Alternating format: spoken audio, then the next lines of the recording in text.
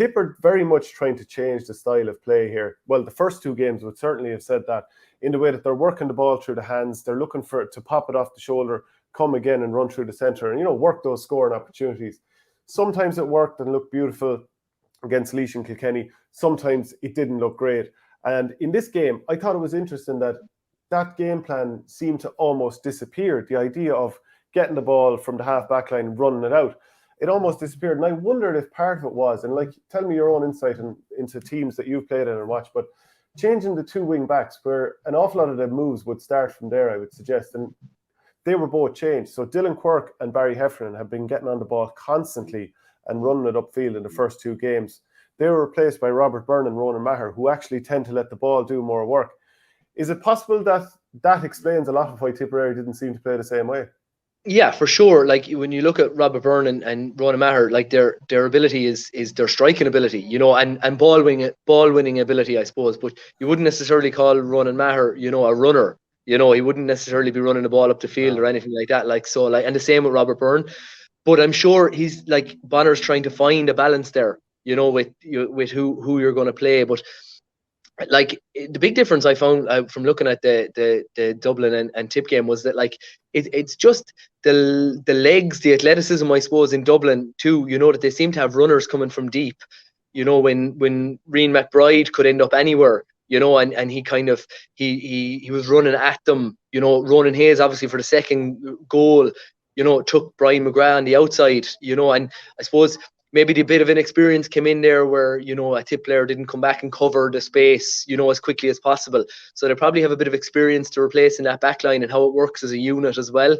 And that's possibly why, obviously Ronan Maher is captain, he's going to be playing, but, and Brian McGrath, they're trying to find, I suppose, players, will Ronan Maher revert back to 3? It's very hard to know. So, only Bonner knows that, but they certainly have a lot to learn about themselves, I think, as a team. And what you often find with a new management coming in is that, they really won't know their game plan that suits the team best, probably until the end of this year, because I don't think you can come in until you really know what players are like in the training ground and how they're going to adapt to situations and how a game plan is going to hold up under pressure too, in a real championship match. Yeah, I'm going to talk a little bit about Dublin and their setup in a minute. But first, with Tipperary now, and you have to take into consideration, this was Brian McGrath thrown out there for the first time. We've seen him play mostly for Lockmore at wing-back and maybe the odd time in midfield too. Very good hurler. He was thrown in full-back. You had Owen Connolly, who was in sort of corner-back, full-back line as well. And, I traditionally would have seen him more in the half-back line. But the more I was thinking about it, I was like, there could be as many as 6 players here playing for Tipperary out of position as I would consider it. I think Brian McGrath, you could argue that Paddy Cadell is more suited to half-back to midfield. Owen Connolly, maybe he'd better in the half-back line. Seamus Kennedy was playing number 6, the holding role. I would have said maybe there's a lot of wing-backs here, but maybe he could actually also play in the full-back line because he's got that extra speed. Alan Flynn playing midfield, more of a half-back. Michael Breen playing wing-forward. I would have said before, maybe not. So, if you add all those things up, they're all little things and they're all good players and you have 15 good lads out in the field. But, at some point, if you've got all these players that you suspect are out of position, some lads prefer facing the ball. That's just simply the way it is. Paddy Cadell is very suited to getting the ball, bumping off a lad and running forward with it.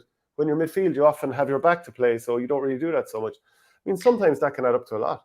It's nearly something you see at club level, trying to fit square pegs in round holes, that you'll just try and get your best 15 hurlers on the field.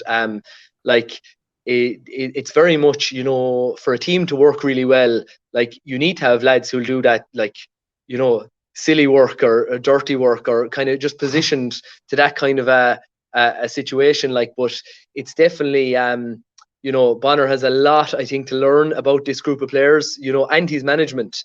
I think to figure out how they're going to go. It was a bit like probably us in 2013. You had lads like, Cian Dillon, who, no airs and graces about him, but he'd mark everybody, that would come in on him, or Pat O'Connor, who just do his job and find somebody, and you kind of know, how they're going to play and stuff like that. So successful teams will always build them relationships that lads know kind of what their advantages are and what they're not, and work from there. And I think Tipperary are kind of just going through a phase where Bonner's probably just putting his trust in probably the 15 best hurlers and trying to fit them in somewhere, and trying to kind of work it that way. But I think the game has changed so much that, that doesn't work anymore. No, it certainly doesn't. XDX54 says tips forward movement worrying Shane. It was. Didn't seem to have any movement for puckouts or try to get in space when backs were working the ball out. New system will take time.